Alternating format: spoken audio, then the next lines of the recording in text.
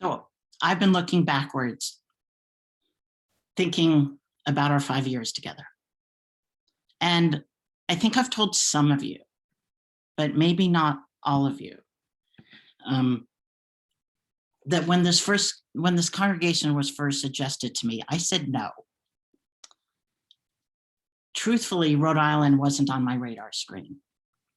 As a then West Coaster, I knew I wanted to come back to the East Coast. But I had more like the green hills of Vermont or the waters of Maine in my head. Really, all I knew about Rhode Island is that Buddy Cianci had once been mayor and that there was a mob presence here. And my then uninformed understanding of the ocean state did not incline me to a ministry here. But at the urging of others, I did submit an application. And I eventually met with your search team, Jean Bowen, Cindy Berry, Amber Collins, Val Follett, and Jean Burke. And I liked what I heard from them. In my first weekend here, I fell in love with this place, and especially, as you know, the physical beauty of this place. And eventually I got to the point of being your candidate for ministry. And that meant we spent 2 Sundays together and a week in between getting to know each other. And at the end of that week, we all said yes. The following March, we ritualized that commitment with an installation, one of the ways UU congregations affirm their commitment to shared ministry. And I remain grateful that I said yes. A lot has transformed in those 5 years we spent together. Which is not to say that it's been easy. It was surprisingly hard to adjust to the difference when I moved here. It's taking me a lot of time to stop missing the food of other places, to feel a bit less like an outsider in this region, and to feel embedded in the heart of this place and these people. And I still speak more as a universalist than a Unitarian, leading from my heart more than from my head. And I reflected that to you many, many times as I encouraged you towards your own feelings, perhaps in ways not typical of this region. And I'm grateful that many of you at least tried on these different ways of existing. And for some of you, that's stayed. And for some of you, it hasn't. And that's fine. And I love that about you. I love that you're not afraid to try new things, that you want to grow and learn and become different versions of yourselves over time. And personally, I believe that's the secret to life. That you're not afraid to change and grow. That we don't have to be hemmed in by someone else's definition of us. And that we make courageous decisions. And that's why I arrived here to this place I didn't know and never expected to be. And that's why you called me a transgender, change-driven, universalist being to serve you. You knew that I'd encourage you to the fullest version of yourselves. And as I prepare to leave, I am confident that I did not disappoint you, nor you me. Which is not to say that my leaving is uncomplicated.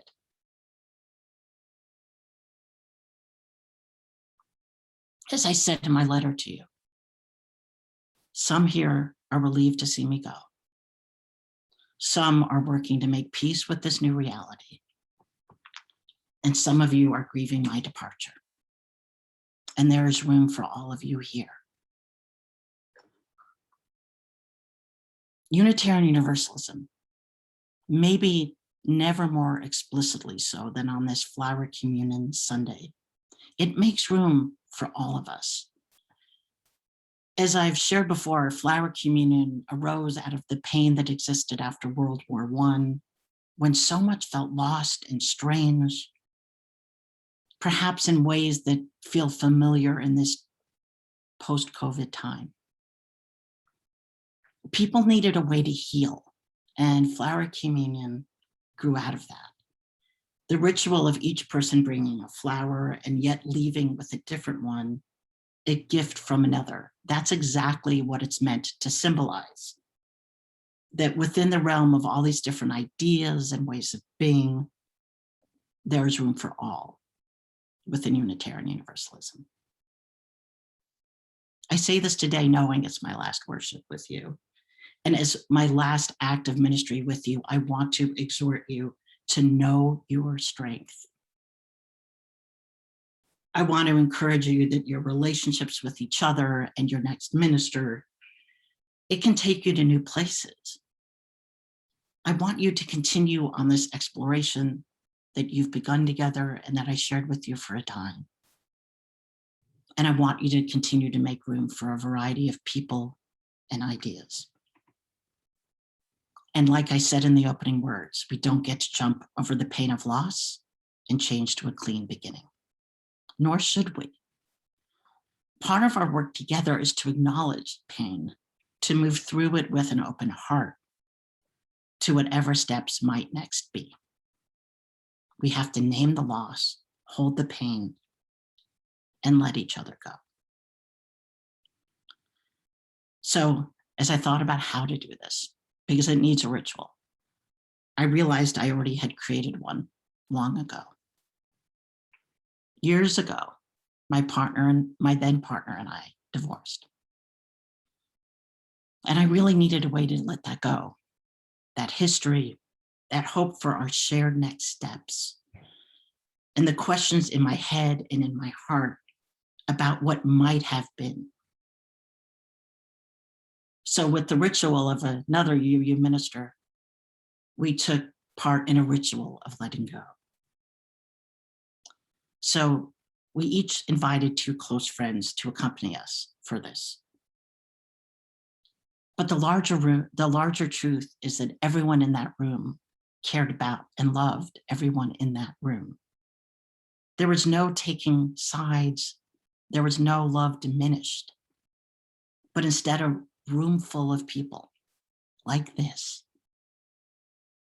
witnessing our dissolution as a couple and holding us in love. And that's what we do today. It's a ritual of letting go. It doesn't mean we love each other less, but it is with that love that we move forward, acknowledging our separate paths. And it is with that love that I invite you to join me in a covenant of release. In a moment, I'll invite you to unmute and to join in. It's going to be a cacophony of voices, but let that symbolize not mayhem, but all the differences, all the possibilities inherent in this faith tradition. So as you unmute, I will share that these are the words, lightly edited, of Reverends Tess Bomberger and Erica Hewitt. And there will be several parts, and I'll read and you'll respond, and the words will appear on the screen. So please unmute now.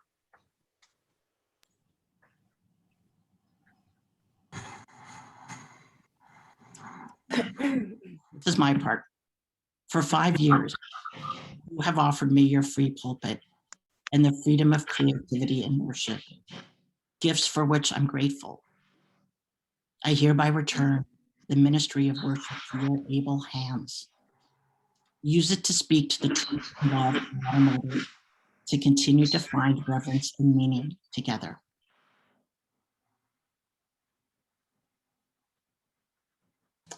We thank you for your service in our pulpit. We accept this power from your gift for ourselves and release your service as worship.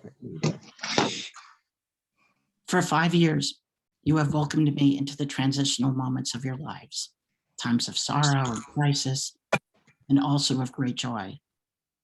It's been my privilege to care for you in times of need.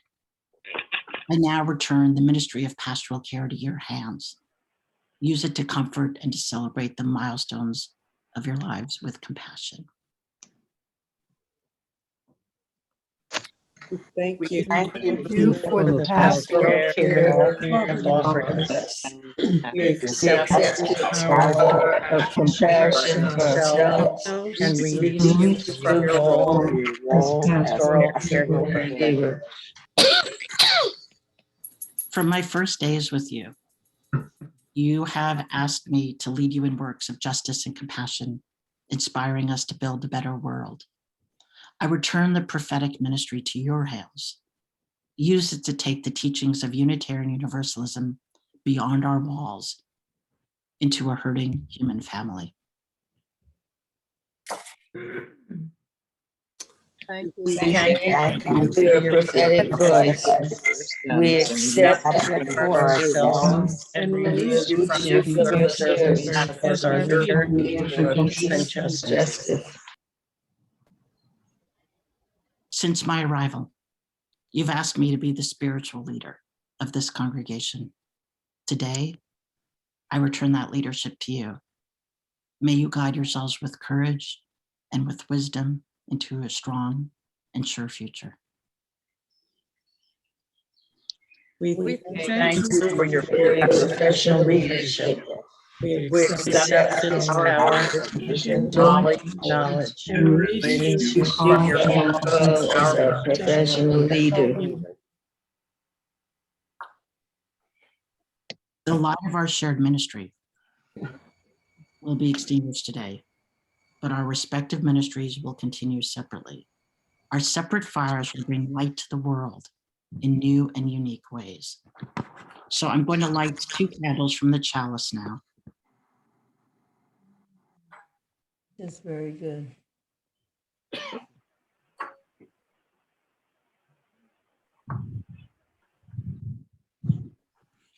One of those candles symbolizes your ministry as a congregation, and the other represents the ministry that I take with me. So with love and gratitude, I release you from our covenant with one another. Go your way in peace, truth, and love. With love And gratitude, we release you from our covenant with one another. Go your way in peace, truth, and love.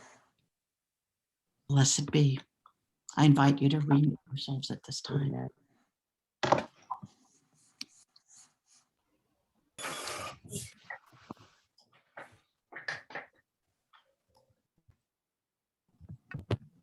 So I invite us to spend some time in meditation together. To close our eyes or lower our gaze as you're comfortable, and to just feel. Anything you feel is okay. Anger, love, joy, sadness, all of it mixed up together. Be with it. And though we are not together in person right now, I invite you to just imagine yourselves in the sanctuary, holding each other, feeling the love that holds us all, the love that will continue to hold each of us. We will now be in silence together.